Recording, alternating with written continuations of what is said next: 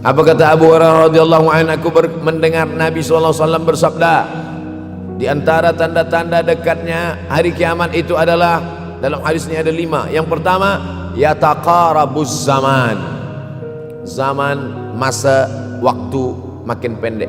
Dulu nampaknya lama zaman masa ini, sekarang cepat saja. Apakah beza antara 5 menit dulu dengan 5 menit sekarang? Sama?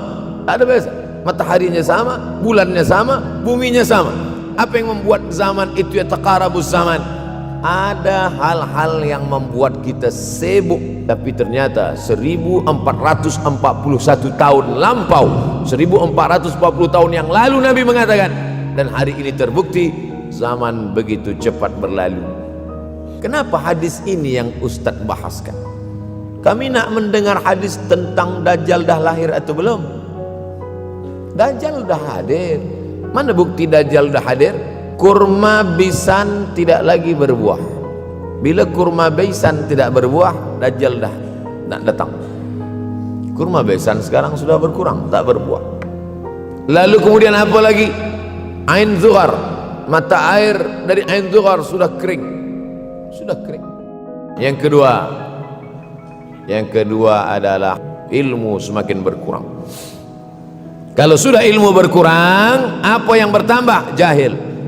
Mana ada orang jahil cakapnya didengar orang. Saya dulu awal-awal membaca hadis ini, wayang kusul ilmu, ilmu berkurang, jahil bertambah. Rasanya tak mungkin, tak logik, tak masuk akal. Mana ada orang tak berilmu cakap dia didengar. Sekarang baru saya faham. Dulu orang tak berilmu ditinggalkan orang. Sekarang orang tak berilmu, asal dia pandai berbicara, dia akan didengar orang. Bahkan orang jahil pula punya channel. Apa namanya? Jahil.com. Orang jahil punya channel. Banyak pula follower dia daripada follower kita. Banyak pula viewer dia daripada viewer kita. Sebab apa? Sebab yang menyaksikan tiada berilmu, yang berbicara tiada ilmu. Oleh sebab itu maka kita galakkan menuntut ilmu di majlis-majlis ilmu. Masuk yang ketiga. Yang ketiga adalah siapa yang selamat daripada sifat syuh, itulah orang yang beruntung. Ada orang menerjemahkan syuh ini pelit, bakhil. Bakhil ada yang lebih parah daripada bakhil. Syuh. Bakhil tidak ingin memberikan uangnya untuk orang lain, itu bakhil. Oleh sebab itu kalau sudah ilmu ini dicabut, orang menjadi jahil, maka datang penyakit syuh. Yang ketiga. Yang keempat, watazharul fitan, banyaklah fitnah, siksa. Selepas Bosnia datang pula yang terjadi di Rohingya, di Uighur. Umat Islam berkumpullah presiden-presiden negeri Islam di Kuala Lumpur. Erdogan datang, kumpul semuanya membahas bagaimana nak menolong Muslim Uighur.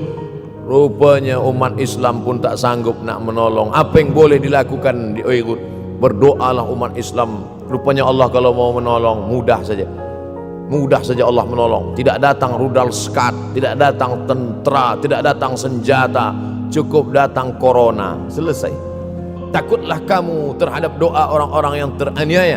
Fa innahu laisa bainahu wa bainallahi hijab, karena di antara dia dengan Allah tak ada hijab sama sekali.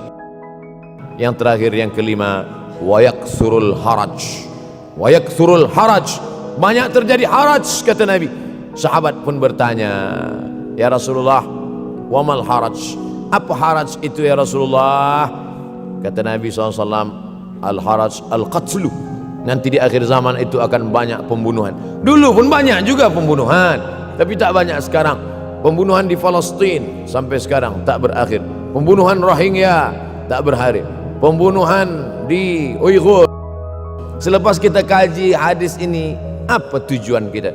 Tujuan kita semakin menguatkan keyakinan, banyak-banyak beribadah, nasihatkan anak menantu, sahabat, jiran, tetangga supaya semakin istiqamah menjalankan syariat, rajin-rajin solat berjamaah, banyak-banyak berzikir, khatamkan Al-Quran, banyak-banyak berinfak, banyak-banyak bersedekah. Andai mati kita, insya Allah mati dalam keadaan husnul khatimah.